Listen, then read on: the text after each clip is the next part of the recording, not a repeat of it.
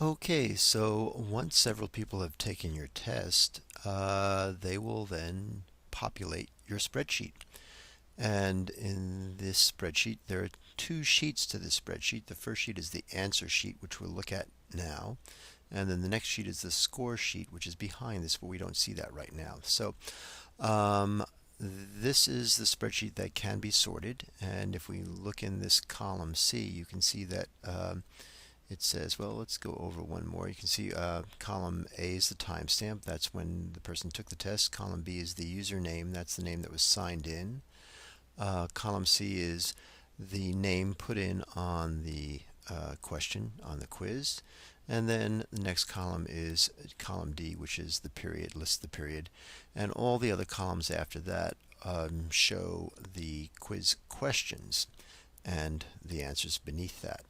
So once again, these can be sorted. So if we look in the period column, you can see I have first period, second period, third period, fourth period, third period, second period. So if I want to sort those by period, I can go right up to the top here and say sort A to Z, and then I will have all of my tests sorted by period. If I want to sort by last name, I can come back into this column right here and sort that A to Z, and then I will have them sorted by last name. You can also sort questions. So if you know that question 5, 20 times 5 is 100, and you want to sort that, if you go from low to high, then you can see that one person actually put in 95. Okay, so let's just go back and sort these by name once again. And now let's take a look at the scores part of the spreadsheet. We have to go down to the bottom of the spreadsheet and click on scores in the left-hand side. And that gives us the answer key sort of scores part of this section. And this is the sheet that we do not want to sort because of the fact that, well, everything is done in formulas here. So we can see that the answer key is here. Frank Doe, second period, he had 17 points and his percentage was 85%. John Doe, third period, 16 points, 80%. All of this is calculated automatically. Mary Doe, fourth period, 12 points, 60%. Sally Johnson, third period, she got 95%. And I, in the second period, got 80%.